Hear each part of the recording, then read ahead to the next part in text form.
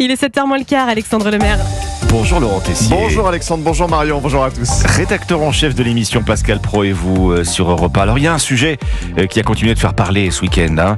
La vidéo de cette petite fille, cette petite écolière de 3 ans qui a été frappée dans le dos par sa propre maîtresse dans une école parisienne. Oui, c'est vraiment l'actualité qui a fait parler la semaine dernière à la sortie des écoles. Et justement vendredi, nous nous sommes quittés sur Europe 1 avec l'avocat de l'enseignante, maître Laurent Hazan. C'est vrai qu'il y a eu beaucoup de lynchage. Je fais moi-même partie des gens qui ont été dès le départ très virulents, qui pensent que cette maîtresse n'a plus à mettre les pieds dans une école.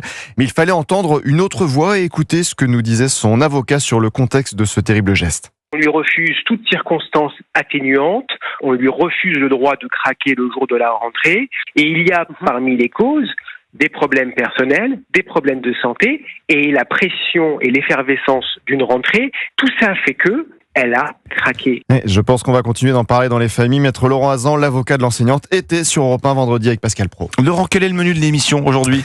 Le procès de l'horreur, le procès des viols de Mazan subis par Gisèle Pelicot. Vendredi soir, nos confrères de Paris Match ont sorti la vidéo qui a tout changé. La vidéo du mari, Dominique Pelicot, interpellé par un vigile alors qu'il filmait sous les jupes de clientes d'un supermarché à Carpentras dans le Vaucluse. C'était le 12 septembre 2020. Son portable était enfoui dans sa sacoche. Il prend des bonnes prises de vue, votre téléphone. Il était en train de filmer sous votre robe. Non. Si. Vous portez plainte. Je suis là pour rigoler, on le suit à la caméra, ça fait 4 fois. Allez, police direct.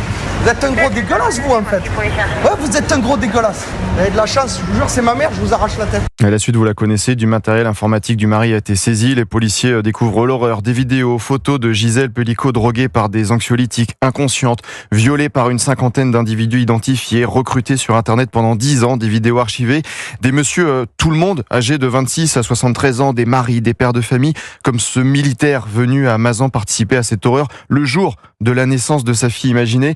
Mais que serait-il passé si ce vigile n'était pas intervenu dans ce supermarché ? Tout aurait continué pour cette femme et peut-être sa fille. La fille de Gisèle, justement, Caroline Darian, avait témoigné sur Europe 1 au début du mois dans la libre antenne. Voilà ce qui s'était passé en novembre 2020 pour elle. Ils vont retrouver des photos de moi où je suis supposée dormir à moitié dénudée. Je sais que je ne dors pas et je pense que moi aussi j'étais soumise chimiquement. Simplement, il n'y a pas de preuve tangible. Lui il dit simplement qu'il me photographie dans mon sommeil. Et vous savez, cette affaire nous marque tous. 10 000 personnes ont manifesté samedi en France pour soutenir Gisèle Pelicot pour que la honte change de camp.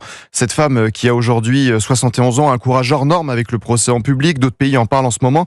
Elle est aujourd'hui un symbole des victimes qui ne se cachent plus. Elle qui a été traitée comme un bout de viande sali par des hommes. Et on pense souvent que le danger est à l'extérieur de chez soi. Ici, son bourreau était juste à côté d'elle. Son mari qu'elle avait rencontré en 1971, avec qui elle a eu 3 enfants, 7 petits-enfants. Et comme l'a écrit Christine Kelly dans le JDD, l'ennemi est dans son lit. L'ennemi est dans son lit. Il faut en parler et nous continuerons d'en parler tout à l'heure. À tout à l'heure, Laurent Tessier, Pascal Pro et vous à partir de 11h sur Europe 1.